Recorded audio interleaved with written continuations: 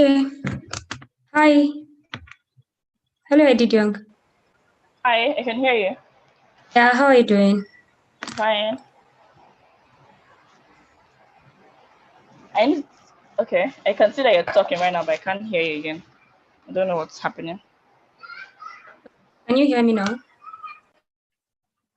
Yeah, I can hear you now. I need to turn on my video, yeah? Yes, please. Alright, just give me a second. I'll try to put something. But I'm actually ready. Just in 1 minute. What's the name of your airport? Okay, hello everyone. Thank you for joining us today. Today I'm really excited come together, the whole WTM, to organize an event to round up the year. So we tagged it Stronger Together because this year has been it's been something else, but we are really thankful that this far. Those who were not able to make it this far, for their lives and their sacrifice all through this year. So for today, we have three main sessions planned. We have the technical writing session with Edith Young. We have a design session for developers with Ladi Tawak. And we have one final session on web development with Jessica Ikechukwu. So for the first session, we're starting with Edith Young. Edith Young is a developer advocate from Akwa Ibom. She's a passionate professional with multifaceted skills and experience spanning across developer advocacy, front-end development, technical writing. She's a strong advocate for sensitizing people, especially women, about the importance of starting a career in technology. This passion has led her to play a major part in building communities such as Developer Circles Uyo from Facebook, She Code Africa, and Open Source Community Africa. She's an eloquent writer, speaker, and communicator with a keen interest in making open source contributions and inspiring the next generation. In 2019, she was amongst the 40 people recognized by Facebook as an icon for change because of her impact and strong contributions to building the technology ecosystem in Nigeria. When she's not coding, you can find her exploring the beauty of nature and analyzing movies.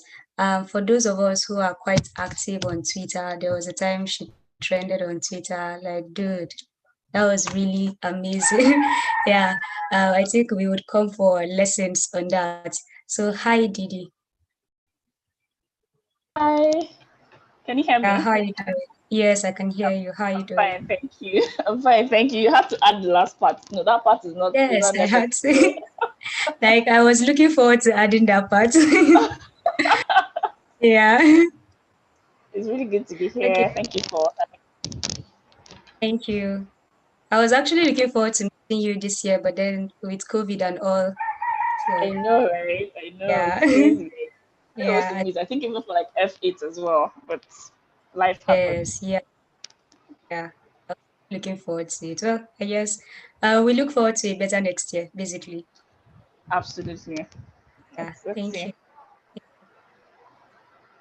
All right, cool. So I can go ahead and share my slides now, right? Yes, you can. Okay. Okay. If I just share screen. Okay, please confirm if you can see my slide from your end. Yes, I can see. All right, awesome. Yes, I can see. All right, cool. So just go ahead and start.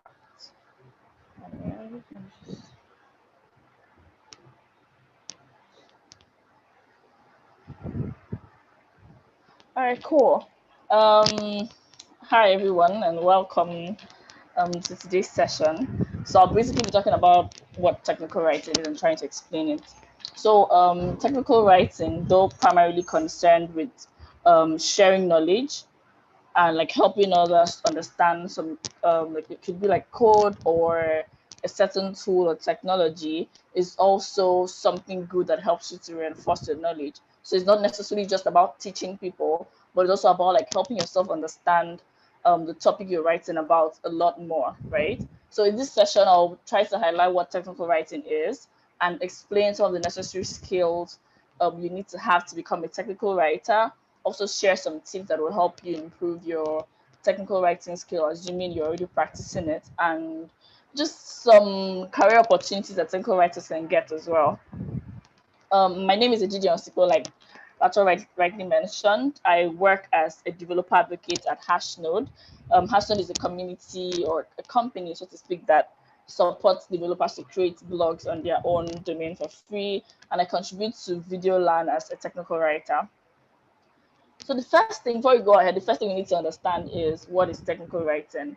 I think throughout my journey as a technical writer, I've definitely seen a lot of definitions of what technical writing means. And I mean, all those definitions are right in their own sense, but the one that really spoke to me and really like kind of resonated with me until like my understanding of technical writing is this one here that you can see on my screen, which was written by Grammar. So it says technical writing is a type of writing where the author is writing about a particular subject that requires direction, instruction, or explanation. So it's not just any writing that I'm trying to tell you, hey, something is really interesting, or I had this bad dream, or I'm trying to share a fiction with you. It's me trying to enable you understand something. And in order to make you understand something, I'm leading you through a process. I'm telling you, hey, in order to like maybe call an element in React, you need to first of all like maybe install the React package first, right? So it involves taking you through a direction and like explaining different instructions to you to enable you understand that particular thing. So in summary, it's basically an efficient and clear way of explaining something and how it works. So like I said, it's not me saying, hey, I had this bad dream, but I'm saying, hey, maybe I had this bad dream, but this is how the bad dream went through, and I'm breaking down different things and giving you different instructions on how to maybe have a bad dream as well, which doesn't make sense ideally, but that's pretty much what technical writing is.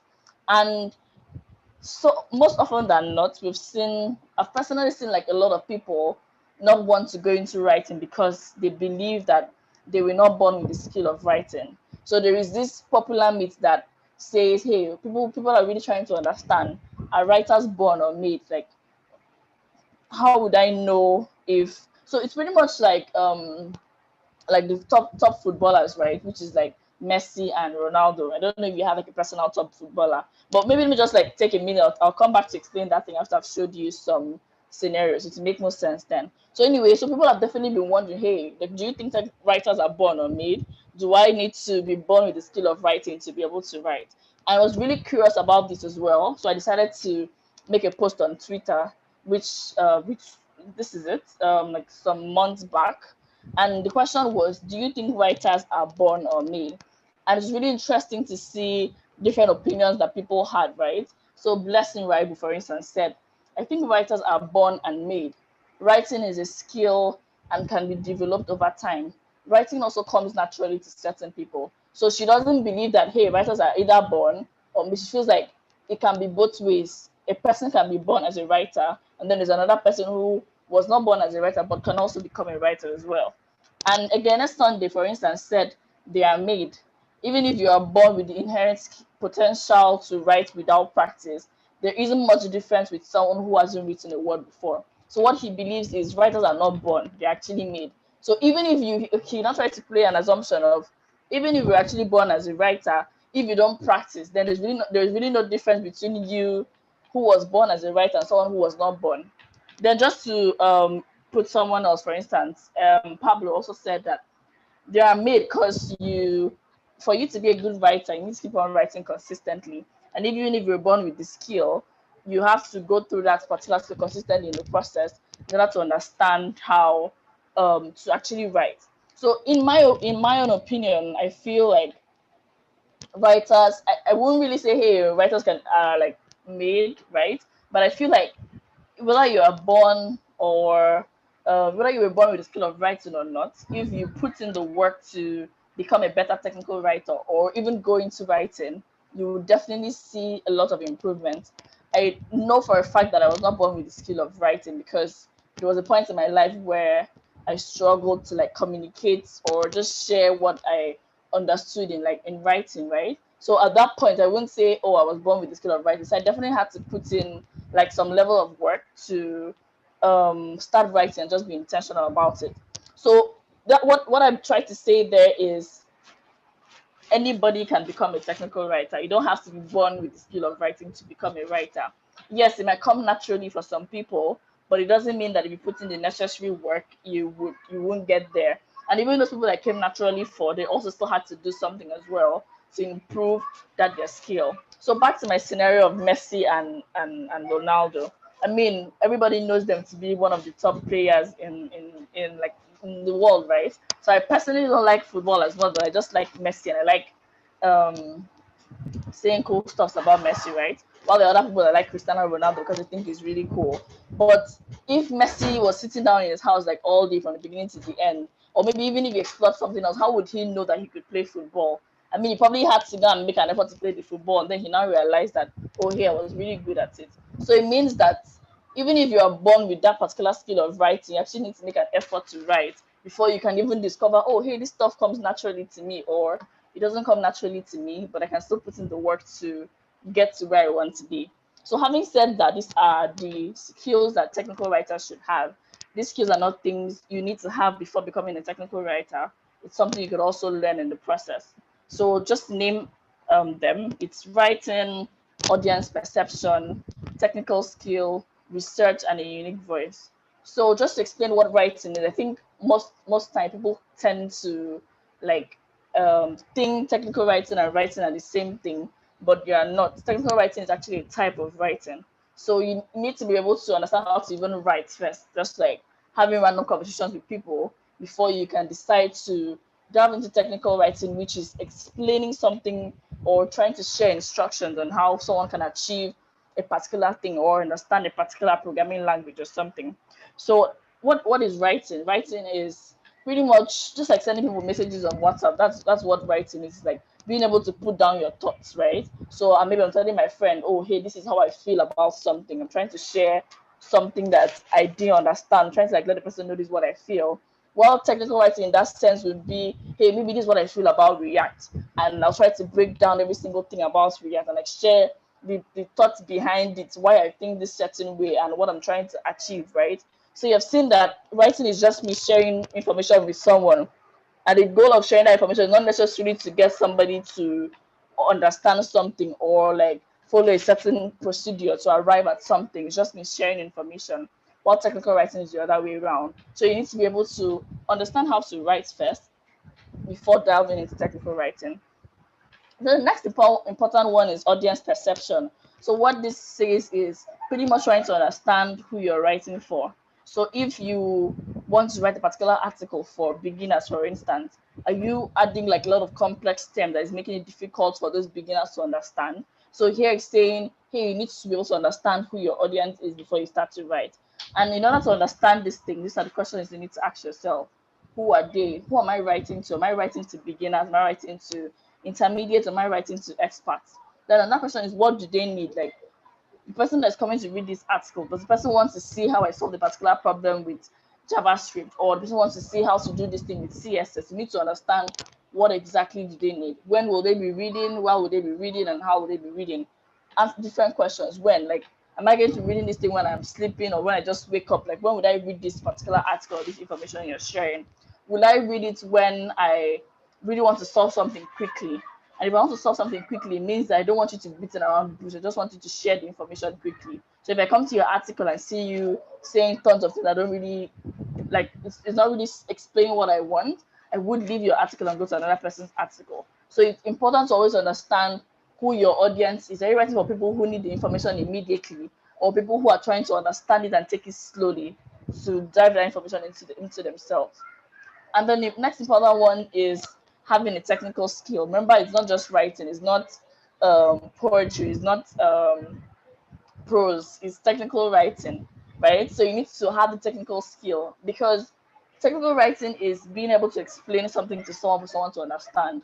in order to explain something effectively for a person to understand, it means that you have a certain level of knowledge about that particular thing, right? So, for instance, if you're trying to explain React for someone, if you don't understand the concept you're trying to talk about in React, the person will not get it. So, you need to have that technical skill of React, for instance, to be able to explain or write a technical article about React for readers to read.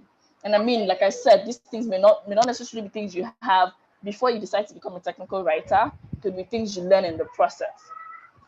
So there's this important quote that Albert Einstein said. It says, "If you can't explain it to a 6-year-old, you don't understand it yourself."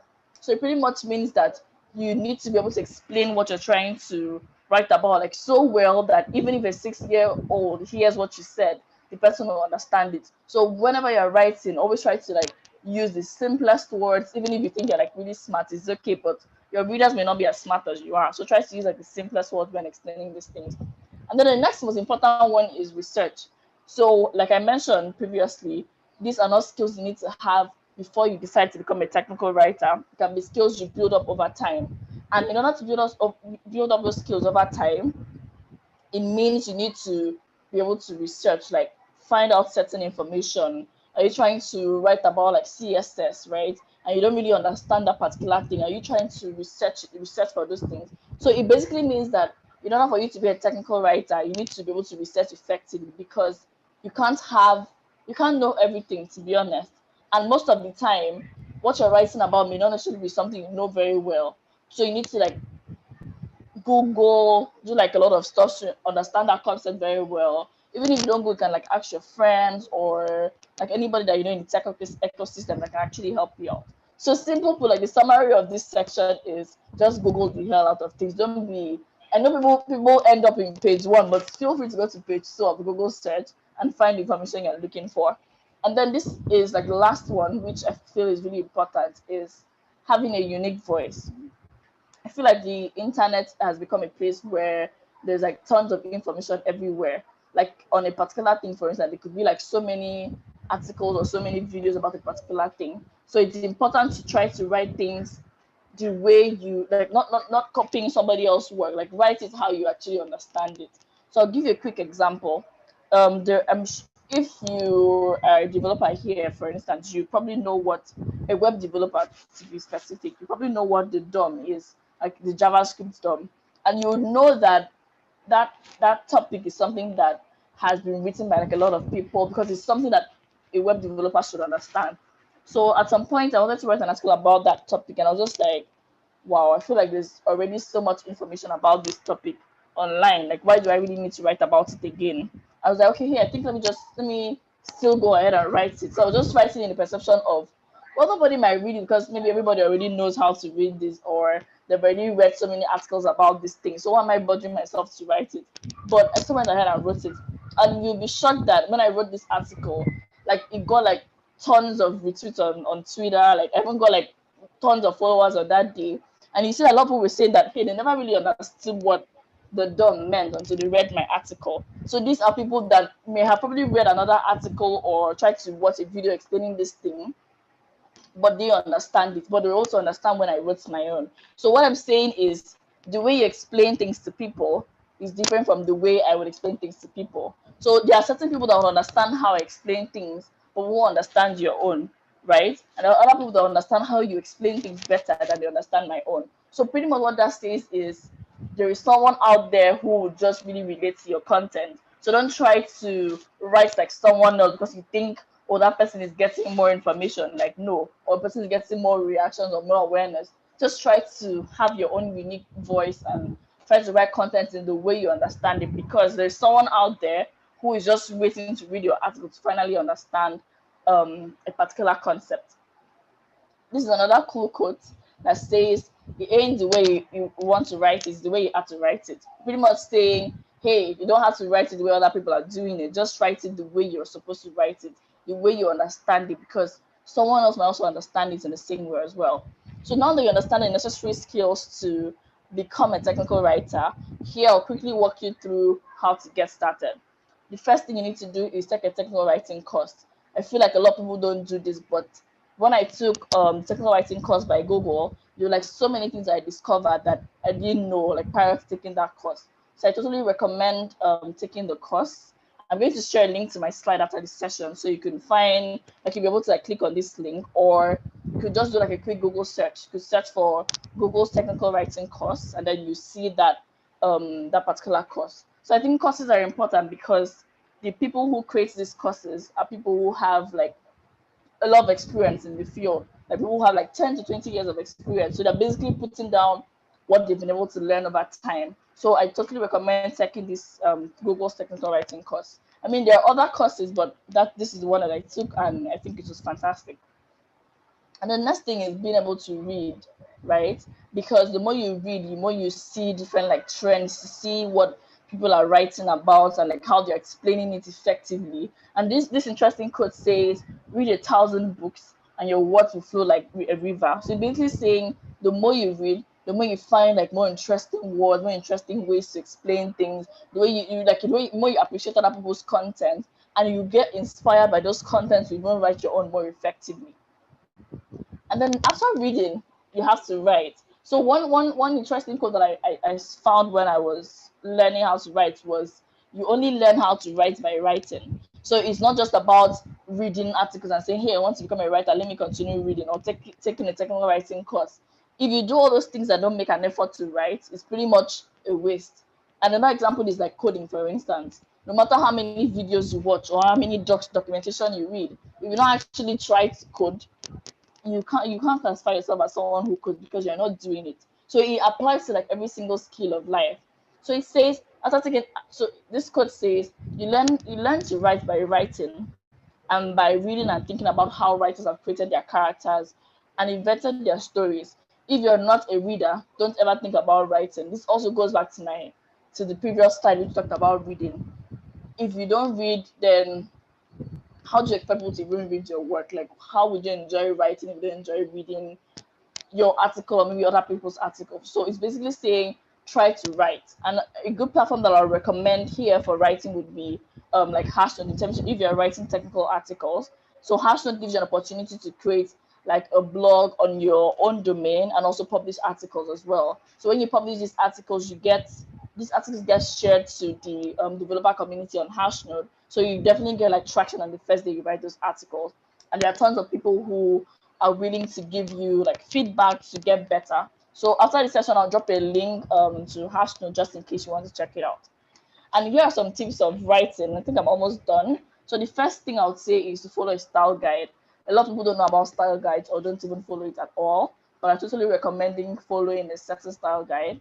I know Google and Microsoft's style guide is like super cool, but I follow Google's own. So you can either follow any of them or follow your style guide of your choice. And when you're writing paragraphs, second one, try to ensure that your paragraph supports a simple idea.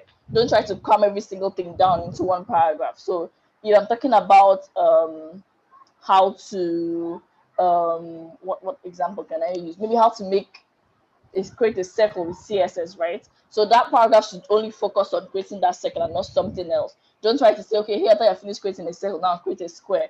No, only focus on the circle part in the first paragraph, and then the next paragraph can be about creating a square. And the next one is trying to make your words simple. Like I mentioned, you may know like tons of really interesting or cool words, but the people who are coming to read your articles might not know that word as well. So try to ensure that you're using like the simplest words to explain it, because simplicity is the ultimate sophistication. And then the fourth one is, after you write your first draft, try to sit down and read your content out loud. So don't just start writing and then push, you published your article already. No, try to take some time out and then read your article. Like try to read it out and assume you are the reader. So try to picture somebody coming to reading this your article. Like if so, I finished writing the article now, for instance, and I go back to the article. I'm like, okay, hey, if I was a reader reading this thing, would I really understand it? Would I be confused about this particular thing I said here? Like once you have those thoughts, then it means that you should rephrase that word into something else. So this is pretty much saying, after writing the first draft, try to take out time to read through that draft again. And it's important to edit the draft and like cut down words. I mean, having long articles are cool, but like the world has turned to a place where people don't really want to spend a lot of time doing certain things. They want to get the information immediately. So try to ensure that your articles are like straight to the point. Edit down, edit down. Like when you edit, you keep seeing that there's something that you can make shorter or something you can explain in a more efficient way that will make somebody understand it better. And then the next thing would be to try to seek feedback from experts. So what I do is I know that like people that are really good in just like speaking English, right? And then there's someone else that knows something about React. So I try to send it to the person that knows how to speak the English really well to get like the person to proofread the article for me. Then also send it to someone who, about the particular subject I'm writing about. So if I was writing about CSS, for instance, I would send the article to someone who is knowledgeable about CSS because I don't know everything. The way I think about something might not be right or might not even be what it is, right? So that's why it's important to have someone who is also knowledgeable about that subject proofread your article again. And after that person is done, try to read it one more time and then publish your article. One more thing I'd also say is staying consistent. I mean, you've taken the technical writing course, you've started writing articles on your Hashnote blog. So do you just write the first article and go back to sleep? No. If you're not consistent at what you're doing, you can never become better at whatever that thing is. So this interesting quote says, you don't start out writing good stuff, right? So it means your first article might not be great. You start out writing crap and thinking it's good stuff, and then gradually you get better at it. That's why I say the most valuable trait is persistence. That means, here, the first time you write your article, you might not get the reactions or the awareness or tons of thumbs up on what you're writing. But the more you keep writing, you begin to see that, oh, there's someone saying, hey, I like this thing that you wrote, or I was able to understand this specific thing that you wrote. So it's basically saying that starting is fantastic. Having the desire to even start is awesome, but sticking with it is actually the most important thing. Yeah, so these are like some career opportunities in that you can find in technical writing. I think technical writing is something that you don't necessarily just need to be like a technical writer. Like I'm a software developer and I also write as well and work as a developer advocate. So it does not have to be something you do specifically. I mean, there are roles for technical writers, but if you want to mix it up with your software development journey or your designing journey, it's awesome. So it's there's like a survey that had gone through seeing, according to Glassdoor, technical writers make between 40,000 to 8,000 annually, which is like a lot of money. We change it to naira. And then there are even like some interesting companies that pay, sorry, excuse me, that pay you $100 to $500 per article. Like, I mean, with the increase in dollar right now, I think $1 is like 500 naira, right? So being able to get paid like $500 for an article that you write is a lot. Imagine even if you're just doing this part time, like every month you write one article, getting like $500. That's like over 200 or 300,000, if I'm not mistaken. Over an article that you've written is really fantastic.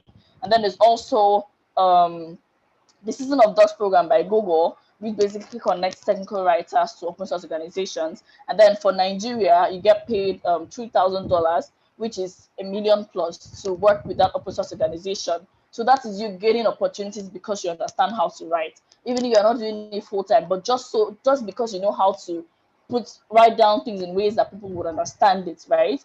And aside from these career opportunities, being able to explain things in the way people understand is an absolute fantastic skill. Because I mean, just think about like the remote work now, for instance. You're not really seeing people face to face again, so you're mostly communicating through words or like through video calls. So being able to like turn out like interesting emails, turn out like interesting articles and like different opportunities, it gives you tons of opportunities, right? So in conclusion, technical writers have the great benefit of becoming lifelong learners, because you have to be well versed in the field you're writing about. So if I keep writing about React for a year, I will be so better at React than I was the previous year, because I'm learning new concepts every day. I'm trying to explain something for someone to understand. And in order for me to explain that thing for somebody to understand, it means I need to understand it well. So if I didn't understand it, it means I need to do the research. So I'm basically even helping myself as much as I'm helping you understand a particular concept. So I'll end with this awesome quote by Chinua Achebe, which says, I believe that a good writer doesn't really need to be told anything but keep at it. So that's basically saying, if you for any reason decide to start writing today, urge you to not just start but try to stay consistent at technical writing. Thank you. If you have any questions, this would be like a great time to ask me the question. Yeah. Hi. Wow, that was really amazing. So, personally, I have actually been thinking of kickstarting technical writing.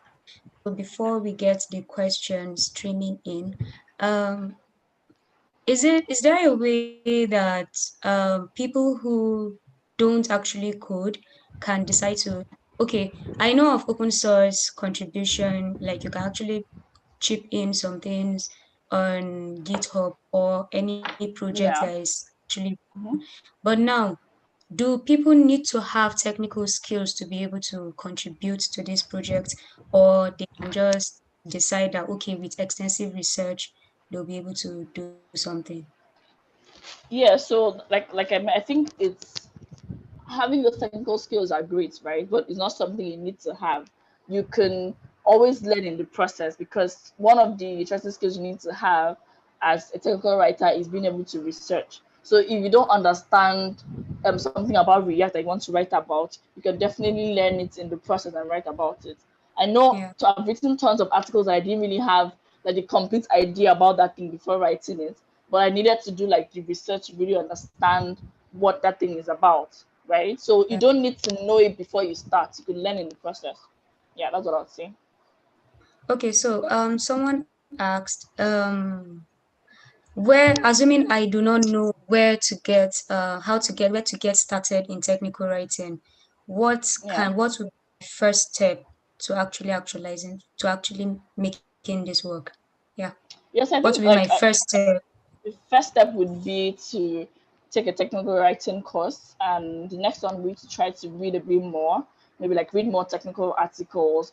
And then the next thing would be to write, because I mean, you've taken the course, you understand a bit more about it, you've started reading a lot more. Then it's time to implement those things that you've learned. So actually start writing. When you start writing, just stay consistent on writing, and over time you begin to see the improvement. I feel like writing is one of those things that you can clearly see if you're improving or not. And most often than not, you're always improving, because when you keep writing, you would find out better ways to explain certain things, right? And over time, your articles will be more useful to people. Okay, cool. So, one final question. I'm a beginner who just started coding, and I would like to apply for the Google Season of Dogs. When next? Is there an opportunity right now, or when next can I apply for that? Yeah, so the Season of Dogs program usually starts, I think, sometime next year, like between March, if I'm not mistaken, like March to August-ish. That's when they apply. So I think, like in the meantime, a beginner can definitely get accepted. But I think good, they want to see that you have like prior experience as a technical writer. So because it's starting next year, sorry, excuse me, because it's starting next year, it means that you have like a lot more time to like practice now. So what I advise you to do is actually start writing, keep writing, and when the Season of Dogs program starts, you can then submit an application. Okay, cool. Thank you. So, Edith Young has shared a link on how to get started, a link to a Hashnode post. Yeah, Edith Young is a developer advocate at Hashnode. So, you can check her blog out on Twitter. She is always active there. Thank you very much, Didi, for this Thank session. you. Yeah. Okay, thank you very much, everyone. So we'll be going ahead to the next session, which is developing for your designers by Lade Tawak. Hi, Lade. So, Hi. um, yeah, Mm, yeah. So before we get started, just a brief about Lade. Lade is a Lagos-based experience and service designer with an academic background in psychology. She has expertise in research, strategy, design thinking, customer experience, and training and facilitation. And she has worked with startups, agencies, and multinationals in sub-Saharan Africa and across the globe to better understand people and problems so they can create useful and usable products and services, as well as delightful experiences. She has worked with organizations like CC Hub, InterSwitch Group, and Google, and in various areas involving voice assistants, browsers, localization, healthcare, financial services, and education. She's also a career coach and always enjoys reading, writing nonfiction, and podcasting. Hi, Ladi. Thank you for agreeing to join us. Hi, thank you for having me. So I'm just trying to share my screen so you can see the slide. Yeah, cool. Okay. So I'm just talking about why and how to understand your users as a developer, because this is something that a lot of developers are either not interested in, or they feel like it's not important, or they feel like it's not something that they need to care about because that's the job of the designer or the product people. Their own is just to write code.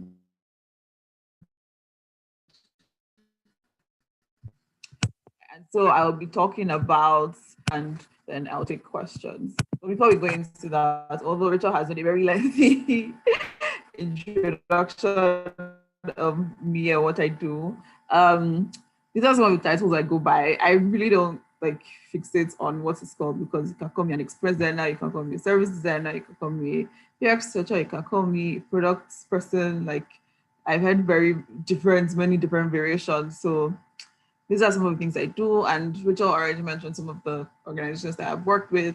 And in addition to all of that, I host and co-host and organize a couple of communities, including Usable, which is a design community, She Designs, which is a design community but women focused, and UX Hangouts, which is a place for people to get help with a UX research project, or want to do a project for the first time, can ask questions and get answers. So user-centered design. A couple of people I'm sure are already familiar with this. You've probably heard it somewhere, or you've heard somebody say why you need to be user-centered or user-focused.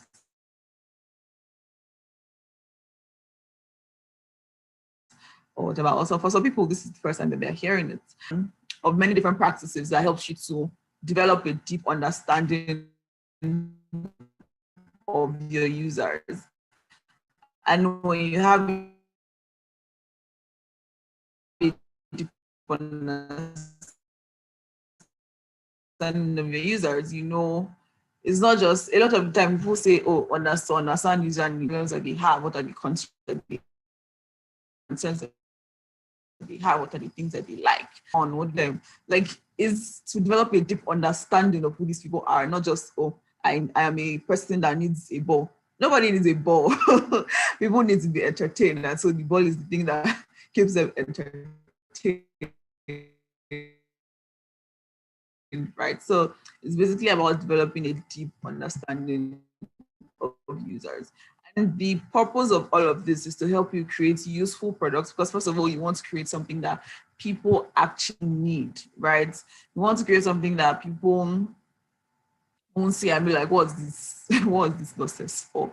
You want people to create, you want to spend your time creating something, and then you want it to use, because it's not enough for you to create something. It has to be very easy for people to use, because if people find it hard to use, they're going to just dump any apps and websites and things that I have visited, and I didn't understand what was going on. And so I just closed and never went back. So you're saying, why are my users churning? Why are people not using the products? Because they don't know what's going on. They don't know, they don't understand how to use it, or they feel like it's not useful to them. And then another thing, which is the main point, which is why we're here, is that everybody should be involved in user-centered design. Everybody who's involved in the creation of a product, in this case, a digital product, because that's what developers create, should be involved in user-centered design. And how are you involved in user-centered design? By having direct contact with your users. And this is something a lot of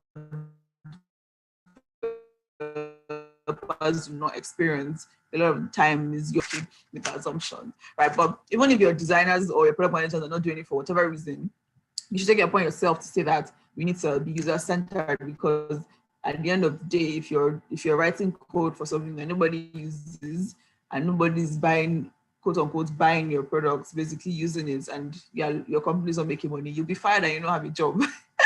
So care. All right, so why should you care? I already kind of touched on it. And user-centered developers are proactive. And what this means is that it means that you're doing less free work and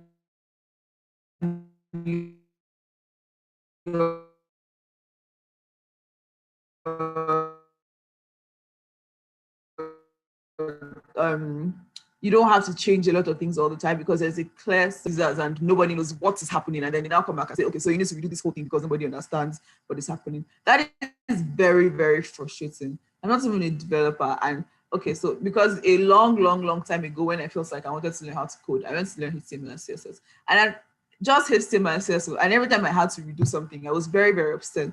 So it's very annoying to have to redo something that you have started and finished already, or something that you're already 90% done, and they come and say, no, we need to go and change this thing. Have to re-engineer the whole thing, right? That will cause issues before you even start writing code, and then you can fix it and probably have a lower likelihood of having to re-engineer your product. Another reason is that it helps you understand design decisions. Like the thing that differentiates employees is people who are proactive and who go the extra mile to actually understand why they're doing something. So if your designer is giving you something that has 100 steps, for example, being user-centered means that you understand why that is the case. If the designer says this has to be a certain way or this should not be a certain way, being user-centered helps you understand the decision. And when you understand the decisions behind like the things that you're building, it helps you actually work better because you know what you're actually doing and you know why you're doing it. There's a YouTube video I watched a while ago where they did a survey and did some research and all of that, and they found out that 50% of programmers spend 50% of the time that programmers spend working is on avoidable rework. So what I talked about re-engineering something that you have already done before. Imagine spending 50% of your time redoing something you've done before. Not because you didn't do it well, but because nobody thought that, oh, maybe that before we launch it, let's just do it, right? Nobody thought about that. And so now you have to spend 50% of your time redoing something you already did, right? So other reasons why you should care. Developers are your users too. Even you yourself as a developer, you are your user. So user-centered design is not necessarily, or being user-centered or thinking about creating a great experience. It's not just about like the products that you give to users. It's also in your own process of how you work. So when you write code, you want to write code in a way that is friendly, like easy to understand. You want to maintain, like so that it's easy to maintain. It's easy for if you're not there and somebody else needs to work on it, right? Would they understand what's going on? Or would they be like, we need to throw this whole thing away because I don't know what's going on? Or even you, right? Let's say 2 months down the line, you want to go and do something and then you go and open your code base and you're like, what is going on here? You don't know what you have done because you're already thinking about your future self, right? So developers are your users, so you yourself, you are also your user. So you need to care. And then it makes your work easier. It makes the work of other people easier for all of the reasons I already listed previously. Like you're doing less free work. If other people need to work with your code, they can do it easily. If you need to go back to your code, you understand what you've written there because you're thinking about how might I make this very easy to use and understand. Then for the user-facing side of things, for the business-facing side of things, or the product building side of things, is you're creating software that is easy to use and you can easily work around user constraints because you understand what those constraints are because you are user-centered and you have done the work. So how can you become user-centered? What can you do to become user-centered? Be involved in research. So I know that's not not a lot of people even, it's a whole different battle. Not a lot of people even do user research, talk to the users, understand and all those things, and even the usability testing, which is like the minimum. Not a lot of people do that, but in the event that happens, be involved, like watch some usability testing sessions, This is so valuable in organizations I've worked in where the developers are involved. They observe research happening. It's very, very invaluable to them because they can actually see that, oh, it's not just the designer is not trying to annoy me by telling me that I need to change this thing. Like, it's actually people that are actually using the products are experiencing this difficulty. You can actually see those things happen, and it gives you a better sense of how you can re-engineer to make your work easily. Participate in synthesis sessions, talk with your work with your designer, really. And if you have a UX researcher, by some miracle, also work with your UX researcher. And speak with customer support. Customer support is so invaluable. If you don't have a UX researcher, or you think that your designer or your team is your worst enemy and the bane of your existence, customer support, because the amount of valuable feedback that comes from customer support, oh my God. Like, because the thing is that all the other processes, when you're doing UX research, you are going to the user, you are going to ask them questions. But customer support, they are coming to you. They are coming to complain about every single thing that is wrong with your products and everything that has frustrated them. That's why, and things that they need. So if you're trying to see what are the features that people are requesting for, customer support is a very great place to start from, because people are messaging customer support to say, oh, I tried to do this thing, but I couldn't do it. So does it mean people don't have that feature? Or I can't do this on the platform? Or I was wondering if I'm going to be able to do this XYZ. So you know that XYZ is something that people want. And when you can see that people are asking for this all the time, then you can even say, oh, how do we do this into the product, right? Also, if people are coming to say, oh, every time I try to make a payment, it does not work, then you know that, okay, there's a problem, and then you can fix it. So speaking to customer support is so invaluable. There's so much feedback that can come from customer support, especially when you are constrained in terms of actually going to do research with the users and talk to them like directly. And then think about constraints. I have another whole talk on customer support and why you need to talk to customer support, whether you're a designer or an engineer or whatever role you're doing, as long as you're building products, you need to talk to customer support. And then there's another whole talk on technological accessibility, which is I call technological accessibility. I don't know if there's like another word for it, or if somebody. But the idea is that we all talk about accessibility, how you need to think about color contrast, you need to think about making it accessible to screen readers, you need to, and all these seeing, hearing, feeling accessibility concepts, right? But there's something else that's very important, is to think about the constraints around technical factors. So the internet connectivity that people have. Can people use your products even if their network is on 2G? Right? Do people know the technical terms? Are you building, do people know that there's this thing called a gesture, that you swipe, or that you flick your hand one way and something will happen, or that you shake the phone and something will happen, right? You need to think about all those things. Who is the user base? Like, how wide, if you're if you're building a product that's for other developers, maybe other developers they know all these things. But if you're building something that is used by a wider group of people, if you're building something that you want, say, people who are newer internet users to use, you need to consider all these things as you're doing your as you're coding your product. So you want to think about people that are using this product, so all of them understand that you can use gestures, or you can swipe one way or turn your phone the other direction and something will happen, or to go to the next step you need to turn around 5 times when you're building all these things. And then browser types, right? So people are still using Opera Mini with all the constraints. If somebody accesses your web app via Opera Mini, or can somebody even access it via Opera Mini to start with, right? Those are some of the technical constraints that you consider. And the only way you can uncover these things is if you are in communication with the users, if you're involved in that process of who are the users, what are the constraints that they have, on that, developing a deep understanding of who the users are. Other things you can do: check analytics, right? Work with your data. You don't have to do yourself, though. There are people you work, talk to them, check for bugs as you code. Always test your code, right? Don't wait till the end and finish everything before you now test and say, oh, this is not working or this is working. Always test.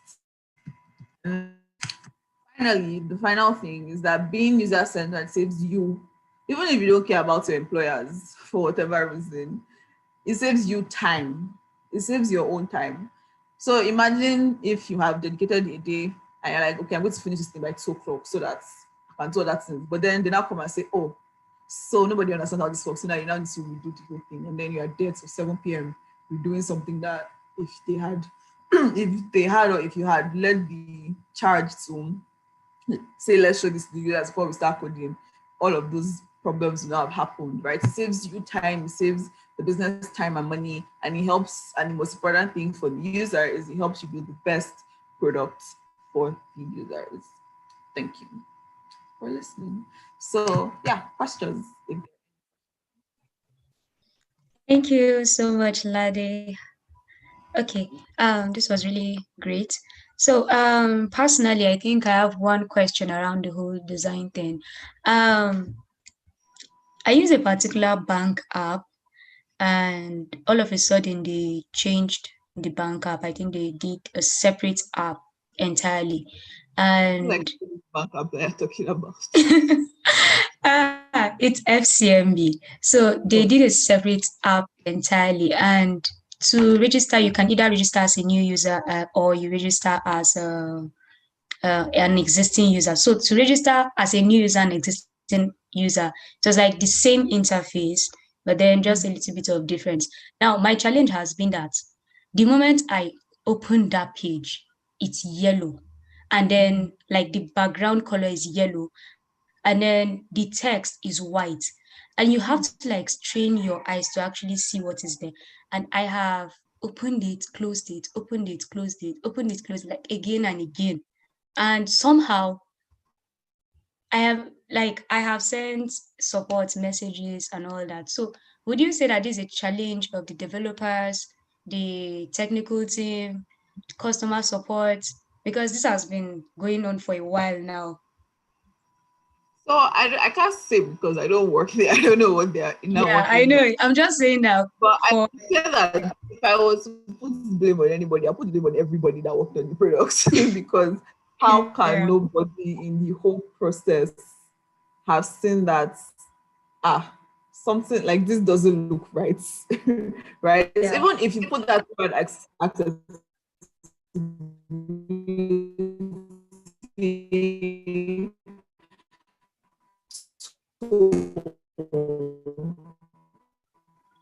like it will flag that immediately.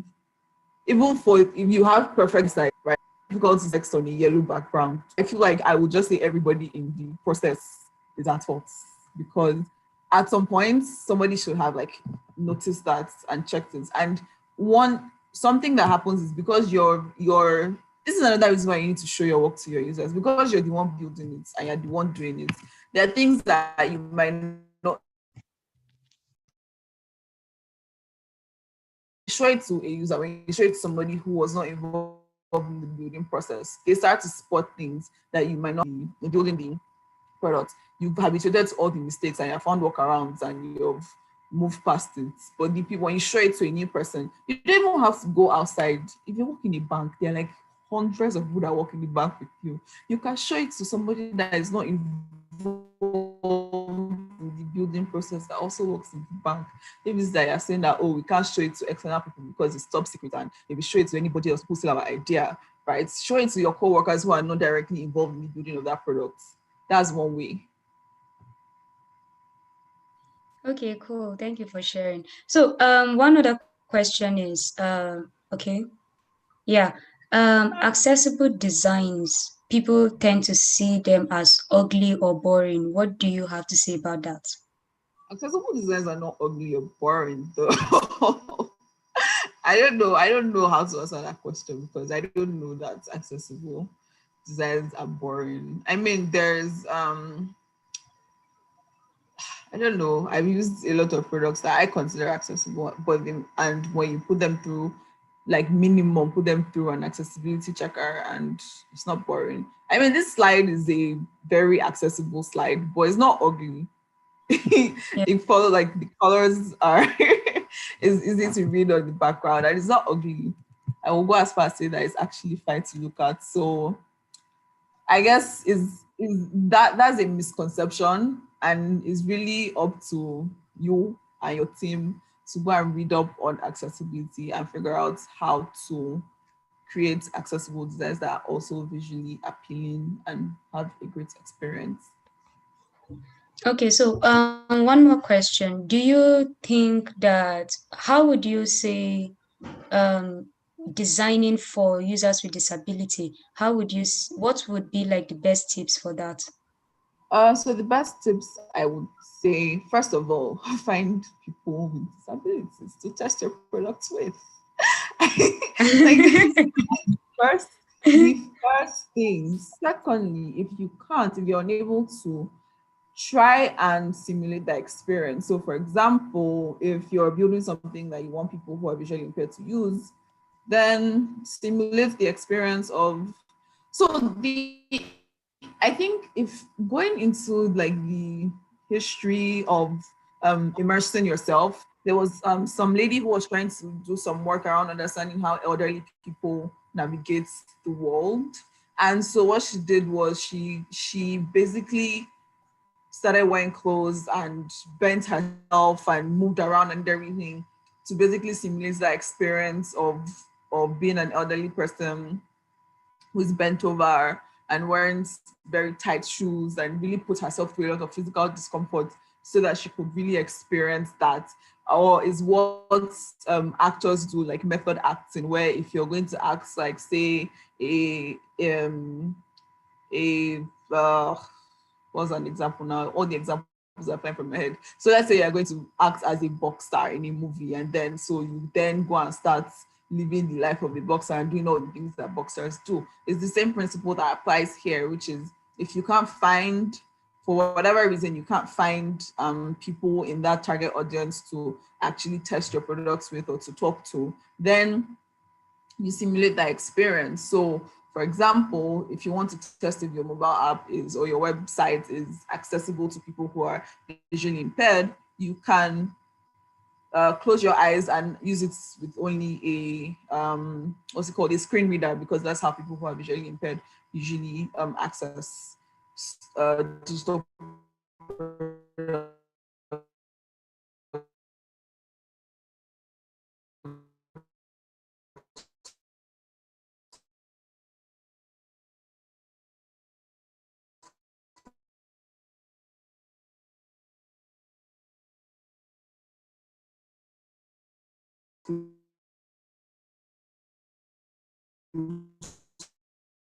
Screen readers. So put yourself, literally put yourself. So this is not whatever I need to put yourself in that state so that you can see what the experience is like.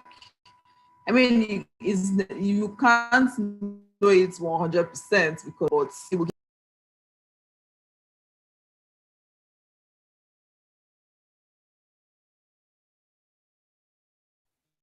Okay, I think we lost her. Hi. I Yeah. I don't know where you lost me. Yeah, we lost you when you were discussing people have actually putting yourself in the shoes of the people who have the Yeah. disability. Yeah, so actually put yourself in those people. So the first thing is find people who fit into that target audience. Second thing you can do if you can't find people who fit in that audience is simulate that experience. And then third thing you can do, in addition to one and two, or in addition to two, is there are a lot of tools online that help you assess how accessible your product is. I know Google has one. I can't remember what it's called right now. There's one that Google has, but if you Google it, you'll find like lots of tools on how to assess the accessibility of your website. And then if you're a designer in Figma, there are like plugins that you can use on Figma while you're even designing, before you even reach the point of let's code this out, that allow you check like how accessible whatever you're designing is, like for people who have maybe color blindness or stuff like that. Yeah. Okay, thank you very much. So one last question hopped in while you were speaking, which is there like one short checklist for checking accessibility?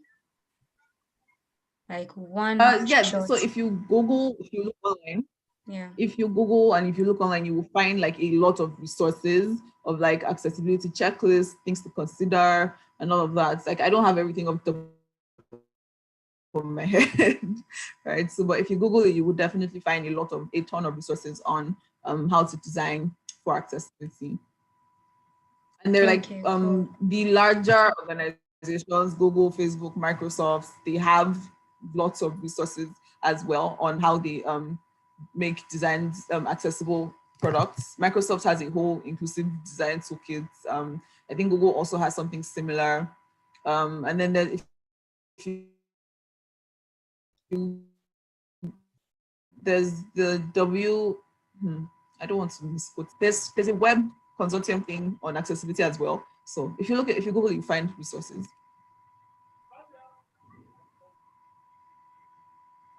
Okay, cool. Thank you very much, Lade, for Thank you for joining having us for this session. Yeah, thank you very much. me. Bye. Okay, bye. Okay, thank you very much, everyone, for joining us today. It was really great having you all here. So this is all we can take for now. We look forward to having more sessions that clearly state how much we are matching up our collective voices as women, as developers, as non-technical techies, to see how we can put in everything we have into making the whole process better. So this is the last session we'll be having for this year, but towards by next year, we'll be coming with more technical sessions like hands-on sessions, code lab sessions, and seeing how we can contribute to our community, contribute to the growth of your development journey. So thank you very much, everyone. So if you have ideas on what you think would be a next great event, an idea of what would be a great topic to speak about in our next event, you can just drop it down in the comment section and we would get to that. And if you want to have a conversation with us, you can just drop a comment and we would shoot you an email. Thank you very much, everyone, for joining. Enjoy the rest of your weekend and bye.